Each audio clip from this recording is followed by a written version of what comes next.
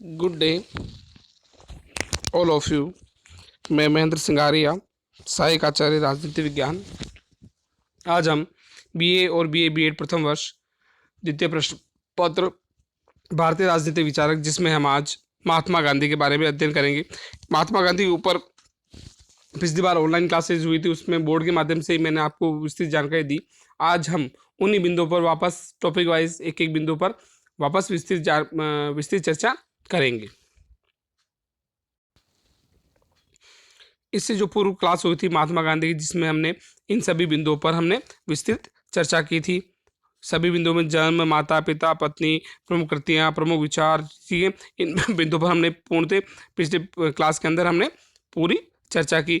और जो जिन बच्चों ने या जिन विद्यार्थियों ने इस क्लास को अटेंड नहीं किया, तो आप लोग इसके नोट्स या इसकी स्क्रीनशॉट लेकर अपने नोटबुक उतार लें। आज हम इन्हीं बिंदुओं पर विस्तृत चर्चा करेंगे।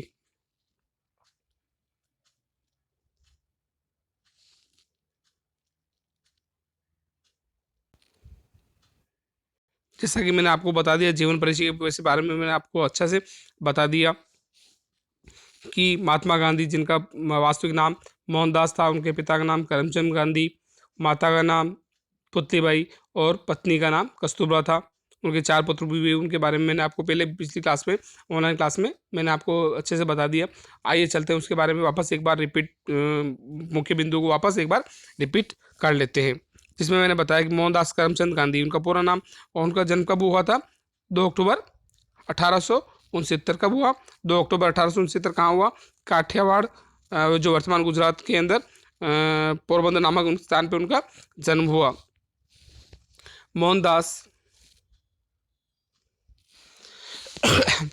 मोहनदास धार्मिक विचार वाले परिवार, उनका जन्म धार्मिक विचारधारा वाले परिवार में हुआ। उनके पिता करमचंद, जैसा कि मैंने आपको पहले बताया, मोहनदास उनका खुद का नाम था। करमचंद, गुजरात के अंदर क्या होता है, तो नाम खुद के नाम के, स्वयं के नाम के आगे पिता का नाम लगाना पड़ता है। तो करमचंद क्या था? उनके पिता का नाम था। जो उनके पिता थे करमचंद, जो क्या थे? पोरबंदर राज्य के दीवान थे, तथा उनकी सद्चारिता और निष्पक्षता की बड़ी धाक थी। उनकी माता कौन थी? पुतलीबाई। वो क्या थी? एक साधु प्रकृति थी और अत्यंत धार्मिक महिला थी। मोहनदास मोहनदास स्कूल की एक साधारण योग्यता के, किंतु समय के बहुत पाबंद और शिक्षकों के आज्ञाकारी विद्यार्थी थे। मैट्रिक परीक्षा पास करने के बाद 1888 में उन्हें कानून पढ़ने के लिए इंग्लैंड भेज दिएगा। कहाँ भेज दिएगा? इंग्लैंड। 1891 में लंदन से लौटे और उन्होंने वकालत करनी प्रारंभ कर दी। मतलब कितने साल तक रहे? 3 साल तक उन्होंने वकालत पढ़ी और वकालत प्रारंभ करनी। काठियावाड़ तथा बम्बई में थोड़े दिनों तक वकालत करने के बाद एक धनाढ़ गुजराती मुसलमान की ओर से मुकदमे की पैरवी करने के लिए दक्षिण अफ्रीका गए और काले गोरों के भेद और अपने देशवासियों की दयनीय दशा को देखकर उनका तीव्र आघात पहुंचा। उनका सार्वजनिक जीवन प्रारंभ हुआ। सन 1906 में उन्होंने दक्षिणी अफ्रीका सरकार के एशियाटिक टेक्सेशन एक्ट के विरुद्ध सफलतापूर्वक सत्याग्रह किया। दक्षिणी अफ्रीका सरकार में इस प्रकार की सफलता प्राप्त करने के बाद महात्मा गांधी ने सन 1914 में भारतीय राजनीति में प्रवेश किया।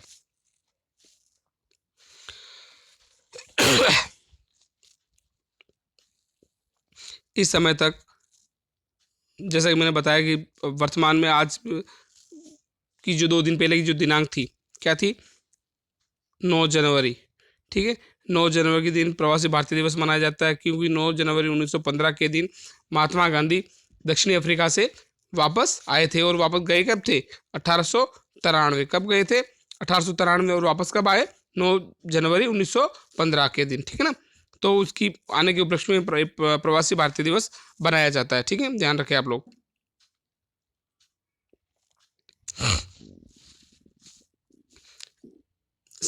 इस समय तक गांधी जी एक राजभक्त भारतीय थे, लेकिन 1918 में ब्रिटिश सरकार द्वारा रोलेट एक्ट के दमनकारी कानून, जैसे इसमें 18 लिख रखा है पर रोलेट एक्ट आया था।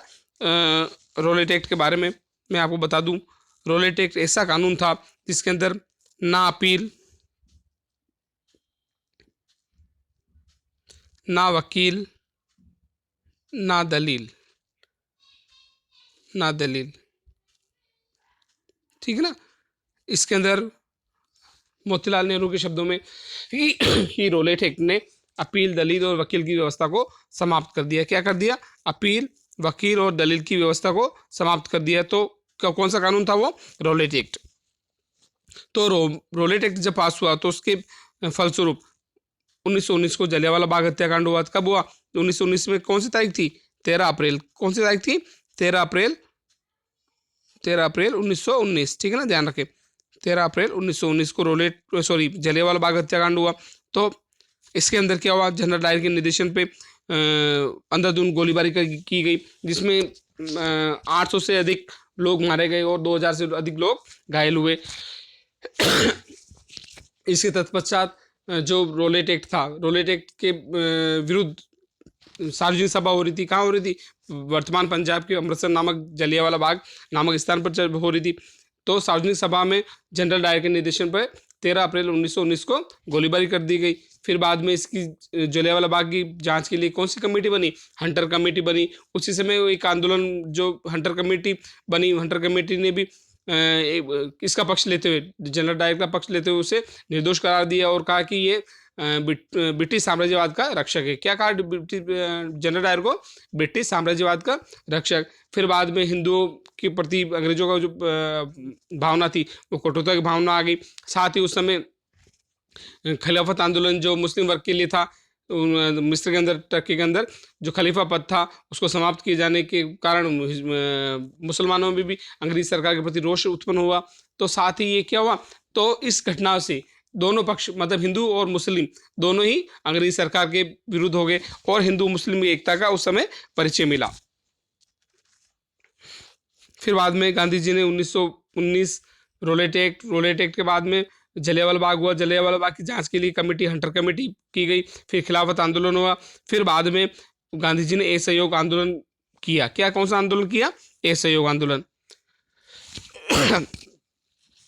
तो असहयोग आंदोलन हुआ। तो फिर बाद में असहयोग आंदोलन चलते चलते 1920 से शुरू हुआ असहयोग आंदोलन और 1922 में यहाँ 4 फरवरी लिखी है। बहुत सी जगह 4 फरवरी की जगह 5 फरवरी तारीख आती है, ध्यान रखें आप लोग। 5 फरवरी 1922 को चोरी चोरा कांड, मतलब गोरखपुर जिले के पास में एक स्थान है चोरी चोरा। वहाँ पर क्या हुआ कि जो थानेदार थे, कितना, एक थानेदार और 21 पुलिसकर्मी को वहाँ पर जिंदा जला दिया गया, क्योंकि वो लोग धरना प्रदर्शन कर रहे थे किसके? पुलिस थाने के सामने।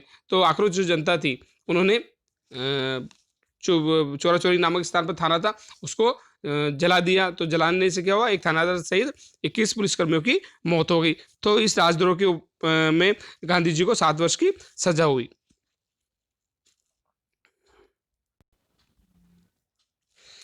फिर बाद में जैसे 1920 के बाद में असहयोग आंदोलन, 5 फरवरी 1922 को असहयोग आंदोलन स्थगित कर दिया गया, उसे रोक दिया गया।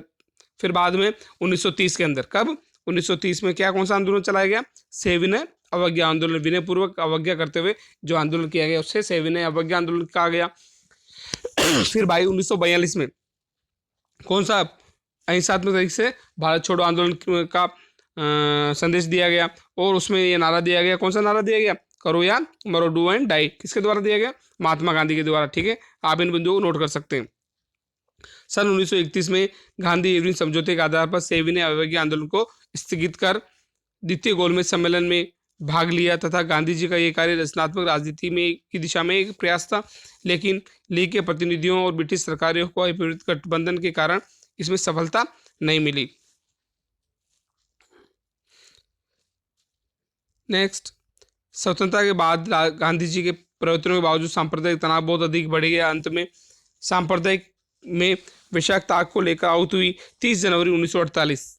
ध्यान रखें तारीख, गांधी जी की इस दिन मृत्यु हुई थी। 30 जनवरी 1948 को नाथूराम गोडसे, किसने मारा?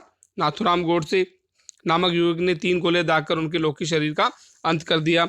उनकी मृत्यु के समय विश्व के महान वैज्ञानिक आइंस्टीन ने कहा था, आने वाली पीढ़ियां शायद ही विश्वास कर सकेगी कि उनके जैसे हार्ड मांस का पुतला भी कभी इस भूमि पर पैदा हुआ था। तो किसने कहा था? आइंस्टीन ने।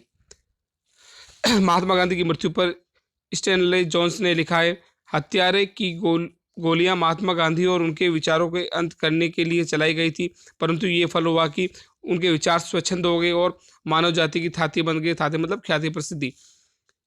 हम हत्यारे ने महात्मा गांधी की हत्या करके उन्हें अमर बना दिया। मृत्यु में वे अपने जीवन की अपेक्षा अधिक बलशाली हो गए। तो मतलब क्या है कि गांधी जी की जो विचार थे उसको बहुत महत्ता प्रदान की गई। उन्होंने 1893 में दक्षिण अफ्रीका गए, वहाँ पे रंग भेद की नीति, फिर बाद में 9 जनवरी 1915 को वापस आए। उनके उपलक्ष्य में प्रवासी भारतीय दिवस मनाया जाता है। फिर बाद में 1915 में बांधने के बाद में उन्होंने बिहार में नील की खेती थी उसके सत्याग्रह, खेड़ा जो गुजरात के अंदर है वहाँ पर, और अहमदाबाद मिल मजदूरों के जो पहला सत्याग्रह का प्रयोग किया। फिर बाद में उन्होंने असहयोग आंदोलन 1920 के अंदर 1930 से 32 से तक लेकर सविनय अवज्ञा आंदोलन और 1942 में भारत छोड़ो आंदोलन जैसे प्रमुख कार्य किए। फिर बाद में उनकी मृत्यु 30 जनवरी 1948 को नाथुराम गोडसे द्वारा की जाती है। अब चलते गांधी जी के दर्शन के प्रेरणा स्रोत, मतलब गांधी जी को ये प्रेरणा कहाँ से मिली उसके बारे में, गांधी जी के प्रेरणा स्रोत क्या रहे हैं उनके बारे में।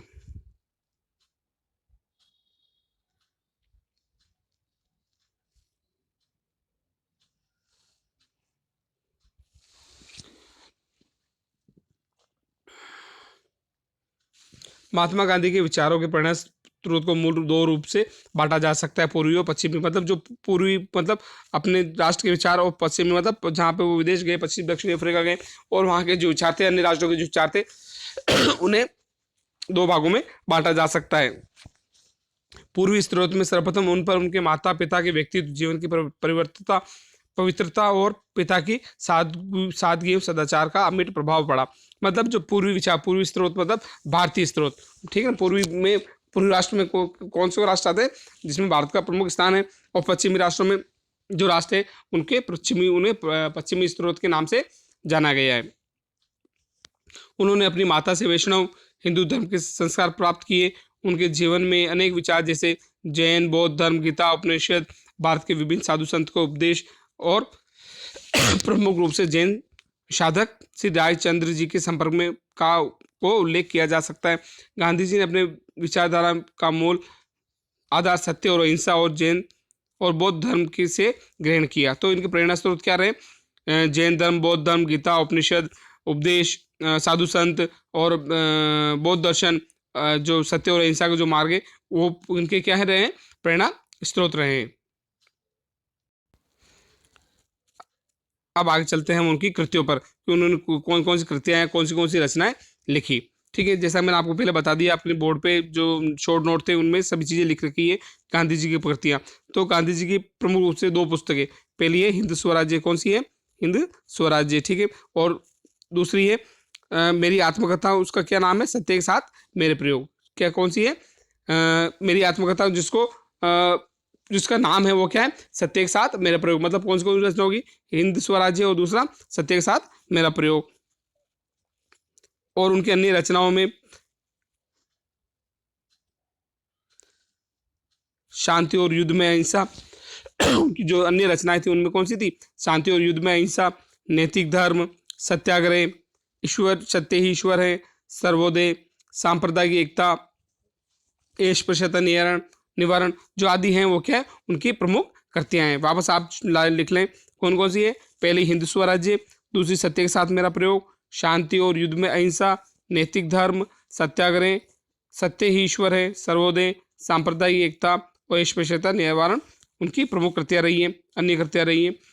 इसके अतिरिक्त गांधी जी ने दक्षिण अफ्रीका में इंडियन ओपिनियन नाम के साप्ताहिक पत्र, भारत में यंग इंडिया, हरिजन नवजीवन, हरिजन सेवक, हरिजन बंधु आदि पत्रों का संपादन करते हुए अपने विचारों का प्रतिपादन किया। लेकिन जो बीए के जो विद्यार्थी विशेष से ध्यान रखें कि ये क्वेश्चन बहुत सी बार पूछा जाता है कि गांधी जी दक्षिण अफ्रीका में किस साप्ताहिक पत्र का प्रकाशन किया, तो वो क्या था? उसका नाम क्या है? Indian opinion. ठीक है, कहाँ पर किया? दक्षिणी अफ्रीका में, ध्यान रखें, ये चीज़ लिख लें। और उन्हें भारत में यंग इंडिया, हरिजन नवजीवन, हरिजन सेवक और हरिजन बंधु, है ना, इन जो पत्रों का संपादन किया। सन 1969 से गांधी शताब्दी वर्ष कार्यक्रम के अंतर्गत भारत के भारत सरकार के प्रशासन विभाग द्वारा गांधी जी के सभी लेखों और भाषणों के प्रमाणित संग्रह कई खंडों में प्रकाशित किए। 1969 के अंदर जो गांधी शताब्दी वर्ष था, ठीक है ना, शताब्दी वर्ष का अर्थ क्या है कि गांधी जी का जन्म कब हुआ, 2 अक्टूबर 1869, ठीक है, और 1869 से 1969 मतलब उनकी जन्म से 100 वर्ष के बाद में उनके जो लेख थे उन पर कई खंडों में प्रकाशन किया गया।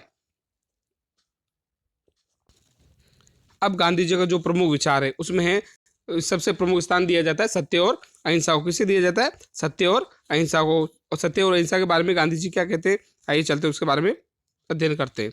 सत्य और अहिंसा।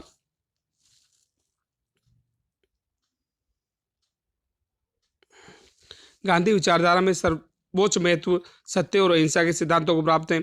सत्य और अहिंसा को गांधी मनुष्य के अंतर्निहित धार्मिक भाव के विकास के लिए अप्रिय समझते थे। इन दोनों का एक अविभाज्य जोड़ा है। गांधी जी के लिए सत्य ईश्वर है। जो व्यक्ति दूसरों को आघात पहुंचाता है सत्य का उल्लंघन करता है।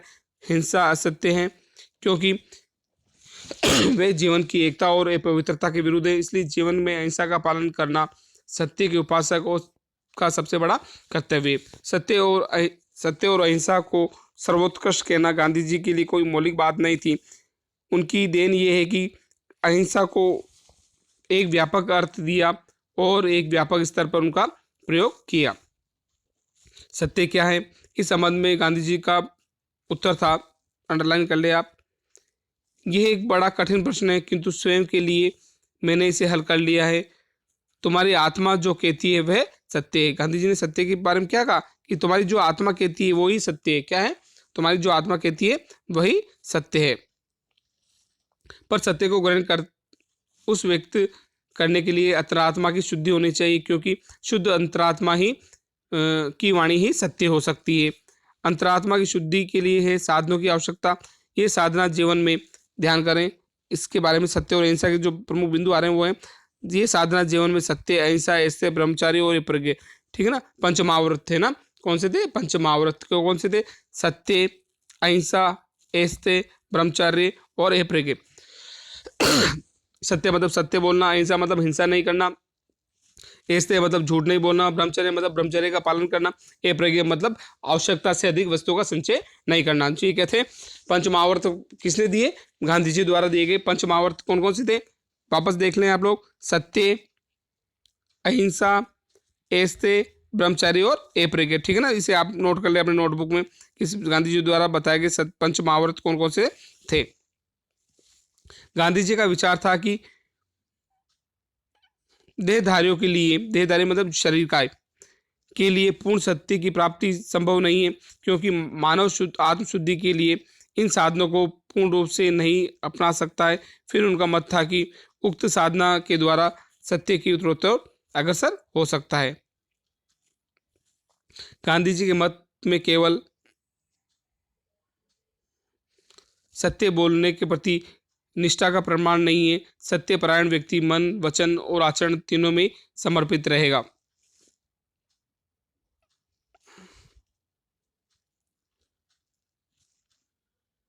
मनसा वाचा कर्मणा, मन वचन और कर्म तीनों से ही सत्य बोलना सत्य का प्रमाण है। क्या है? मन, वचन और कर्म से सत्य बोलना, सत्य का पालन करना। क्या है? सत्य के प्रति निष्ठा रखना। मन की पवित्रता, आचरण की शुद्धता और वाणी में निर्मलता व्यक्ति के आचरण को सत्यपरायण के 3 स्पष्ट मापदंड हैं। गांधी जी ने स्पष्ट किया है कि सत्यपरायण में पूर्वाग्रह के और दुर्वाग्रह में कोई स्थान नहीं होता। मतलब अगर किसी से आपसे बदला लेना, ठीक है, और उसके मन में एक कुटिल भावना रखना, बुरी भावना रखना, उसमें सत्यपरायणता का कोई स्थान नहीं होता। सत्य के प्रति निष्ठावान व्यक्ति अपने दृष्टिकोण का की अपूर्णता को स्वीकार करता है, और जब कभी अनुभव करता है तो सत्य पक्ष में नहीं है तो वे विनम्रता के साथ अपनी गलती स्वीकार करने का साहस होता है। अगला जो विचार है अहिंसा। अहिंसा के विचार में गांधी जी का मत है कि अहिंसा किसे कहा जाएगा? गांधी जी अहिंसा को मानव का प्राकृतिक गुण मानते हैं। उनका विचार था कि मनुष्य स्वभाव होता है अहिंसा प्रिय होता है, वे परिस्थितिवश ही हिंसावान बनता है। ठीक है। मनुष्य की अहिंसक वृत्ति का ही परिणाम है कि आदम काल में वह व्यक्तियों को परिस्तवत नरभक्षी के रूप में जीवन व्यतीत करता था। गांधी जी की मान्यता है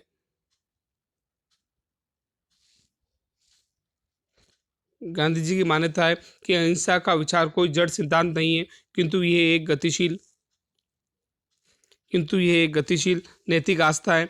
गांधी जी के लिए अहिंसा आस्था और निष्ठा का विषय कोई व्यवहारिक नीति नहीं है। गांधी जी की अहिंसा में दृढ़ विश्वास था। उनकी अहिंसा की 3 अवस्था बताइए। ये क्वेश्चन आप लोग बीए और बीएड वाले विद्यार्थी अच्छे से समझ ले कि गांधी जी ने अहिंसा की कितनी अवस्था बताई है? 3 प्रकार की। कितनी अवस्था बताइए?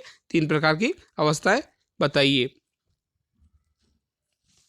जिसमें पहला है जागृत अहिंसा। कौन सी है? जागृत अहिंसा। इस अहिंसा को सर्वोत्कृष्ट रूप में कहा जा सकता है और ये साधन संपन्न या बहादुर व्यक्तियों की अहिंसा है। जागृत अहिंसा किसकी है? साधन संपन्न या बहादुर जो व्यक्ति उनकी अहिंसा है। अहिंसा के इस रूप में दुखद आवश्यकताओं के कारण नहीं वरन नैतिक धारणाओं में दृढ़ विश्वास के कारण ही अपनाया जाता है। जागृत अहिंसा में पूर्ण व्यक्ति में प्रहार करने की क्षमता रहती है, किंतु वे इसका इच्छुक नहीं होता। अहिंसा के इस रूप को केवल राजनीतिक क्षेत्र में नहीं अपितु जीवन के सभी क्षेत्रों में दृढ़ता के साथ अपनाया जाना चाहिए।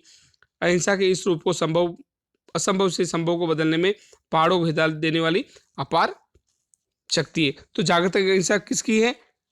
बहादुर और संपन्न व्यक्ति। जो संपन्न व्यक्ति है वो लोग जिस अहिंसा का पालन करता है, जिन दृढ़ विश्वासों को अपनाता है, वो क्या कहलाएगी? जागृत अहिंसा। कौन सी? बहादुर व्यक्तियों की। जागृत अहिंसा किसके लिए है? बहादुर व्यक्तियों के लिए या साधन संपन्न व्यक्ति के लिए। ठीक है ना? ध्यान कर ले, आप नोटबुक में नोट कर लें।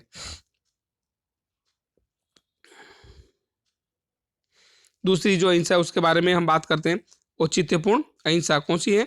दूसरी औचित्यपूर्ण अहिंसा।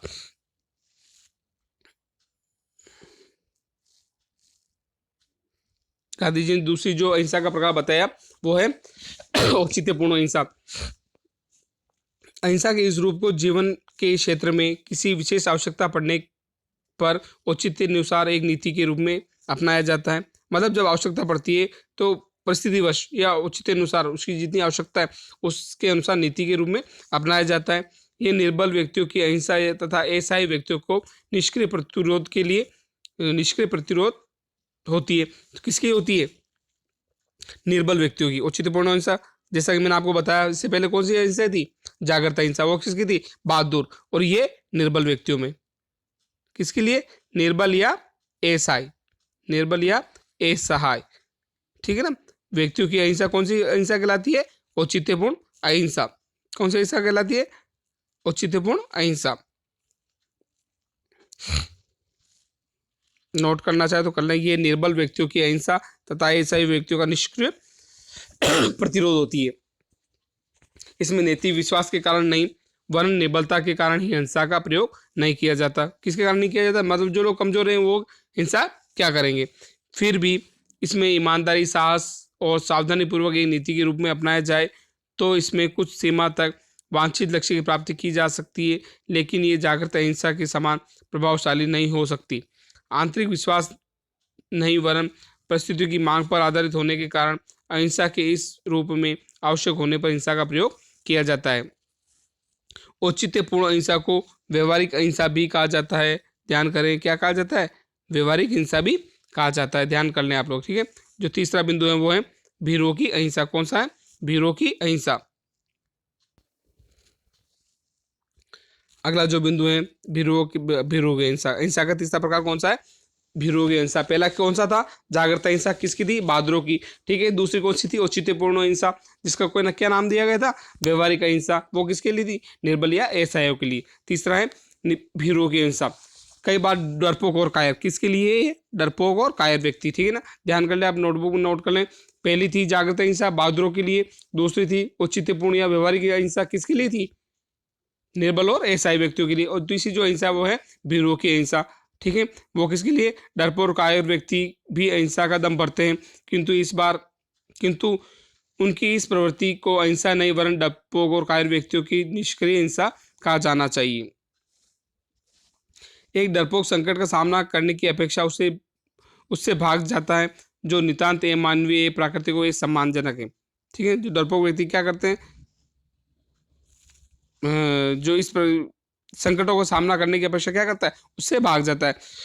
जो उन मानव के लिए मानवीय प्राकृतिक व सम्मानजनक जो व्यवस्था है वो इस तरह की प्रवृत्ति होती है। गांधी के शब्दों में कायरता और अहिंसा पानी और आग की भांति एक साथ नहीं रह सकते। क्या है, कायरता और अहिंसा क्या है, पानी और आग, मतलब पानी और आग का कभी मेल नहीं हो सकता, वो एक साथ नहीं रह सकते। उसी प्रकार कायरता और अहिंसा भी उसी प्रकार ही है जो एक साथ नहीं रह सकते। अहिंसा विरोध धर्म में, अहिंसा जैसे एक कोटेशन आती है संस्कृत के अंदर, अहिंसा परमो धर्म में, अहिंसा विरोध से भूषणम, है ना। तो अहिंसा किसका भूषण है, आभूषण है, विरोध का आभूषण है। और अपनी कायरता को अहिंसा की ओर में छिपाना निंदनीय तथा घृणित है।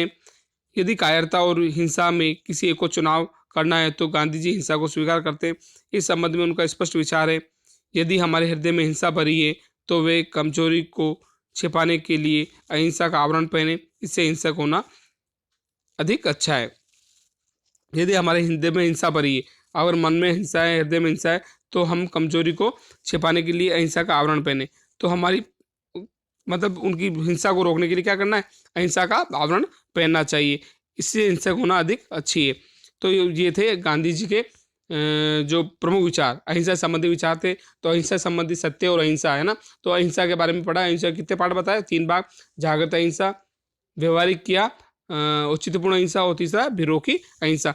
अब जो ऑनलाइन अगला जो टॉपिक होगा हमारा होगा सत्याग्रह। कौन सा टॉपिक होगा, सत्याग्रह। जिससे बोर्ड पे मैंने प्रमुख बिंदु बताए सत्याग्रह के प्रयोग के बारे में, कि सत्याग्रह के प्रयोग के बारे में उन्होंने किन किन बिंदुओं का अपने विचारों में समावेश किया है। तो अगला जो हमारा ऑनलाइन क्लास में बिंदु होगा, जो टॉपिक होगा, वो गांधी जी के सत्याग्रह के संबंधित विचार। Thank you.